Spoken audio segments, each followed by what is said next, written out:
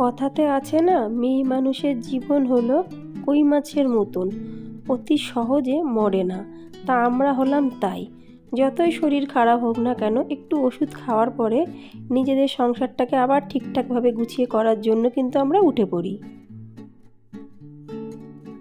নমস্কার আমার প্রিয় ইউটিউব পরিবার, তোমরা সবাই কেমন আছো? আশা করছি তোমরা সবাই অনেক ভালো আছো। হ্যাঁ, আমিও আগের থেকে অনেকটা ভালো আছি। যে প্রান্ত থেকে আমার ভিডিওটি, আমার ব্লগটি দেখছো, আশা করছি তোমরাও সবাই খুব ভালো আছো।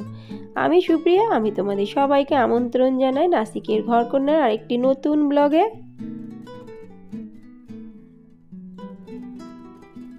দুই দিন ধরে আমাদের তিনজনেরই শরীরটা এত খারাপ ছিল, যার জন্য আজকে আমি আমার দুই মেয়েকে স্কুলে পাঠাইনি। বলেছে আজকে একটু রেস্ট নাও, 1-2 দিন রেস্ট নিলে শরীরটা ঠিক হবে, তারপরে স্কুল যাবে। না হলে না বন্ধুরা, স্কুল থেকে ফোন করে তখন নিতে যাওয়া, এটা না একটা খুব বিরক্তিকর ব্যাপার। ওই জন্য না আজকে আমি জেনে বুঝে পাঠাইনি। আরেকটু ঠিক হয়ে যাক, 1 থেকে 2 দিন স্কুল একটু ছুটি দেবো, বাচ্চাদের ঘরে রেস্ট করবে, তারপরে পাঠাবো। তাহলে পড়াশোনাটাও ঠিকঠাক হবে, আর ওরা স্কুলের পড়াশোনা তো মনও দেবে, আর আমারও ভালো লাগবে। তারপরে আমি দেখো সকালবেলায় উঠেই বেশ একটু ফুর্তি সহকারে এসে গেছি মেয়েদের জন্য খাবার তৈরি করতে। ছোটো মেয়েটি বলছে মাম্মা আমি কিছুই খাবো না, তুমি আমাকে দুধ বিস্কুট দিয়ে দাও। ওই জন্য ওকে দুধ বিস্কুট দিয়ে দিয়েছি। কিন্তু বড় মেয়েটি বলছে না, আমার জন্য একটা পরোটা বানিয়ে দাও অল্প তেল দিয়ে। আর তোমরা সবাই জানো আমি কিন্তু এই পরোটা ভালোই বেশ বানাই। আর আমার কর্তামশাইকে আজকে ছোলার ডাল বানিয়ে দিয়েছিলাম পরোটা দিয়ে, সে অল্প একটু ছোলার ডাল রেখে দিয়েছি। এই ছোলার ডালটুকু মানে আমার দুপুরবেলাতেও হয়ে যাবে, খুব বেশি একটা তরকারি লাগবে না। কেন বানাতে পারবো না এক কথা, আর দ্বিতীয় কথা হলো ফ্রিজের মধ্যে শুধু একটা বাঁধাকপিই আছে, ওই জন্য অ্যাডজাস্ট করতেই হবে।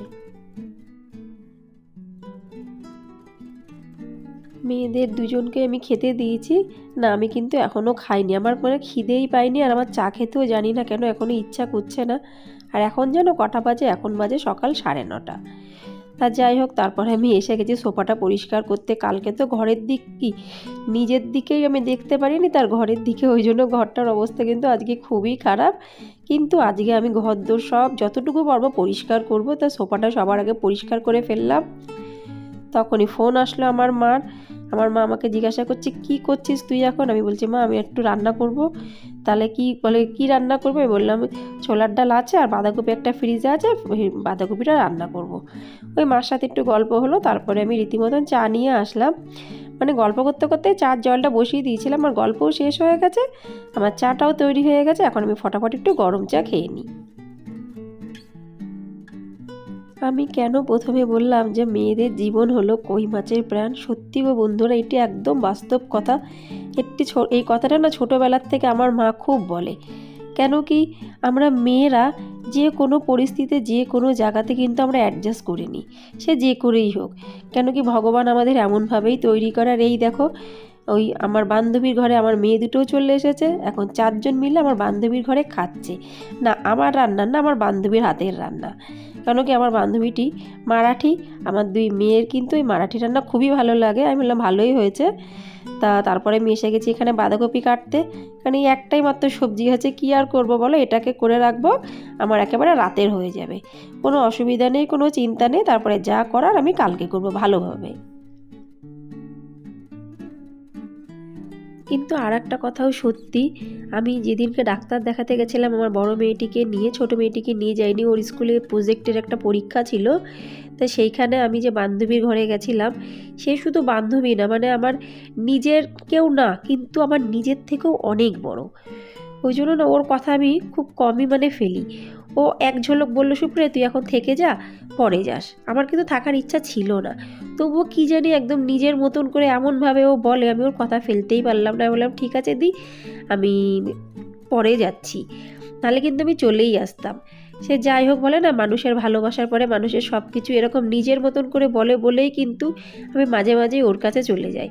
মানে একটা মানে নিজের ভাব লাগে বন্ধুরা। কেন কি এখানে নিজের বলতে, নিজের আত্মীয় বলতে তো কেউ নেই, এই বন্ধু বান্ধব এদের নিয়েই কিন্তু আমাদের দুনিয়া। এখানে আমরা জন্মদিনে যাচ্ছি, বিয়েতে যাচ্ছি, সব কিছু করছি, কিন্তু কেউ কিন্তু কারণ নিজের না, সবাই পর। তবু আমরা নিজের মতন করে কিন্তু এখানে আমরা আনন্দ অনুষ্ঠান করি।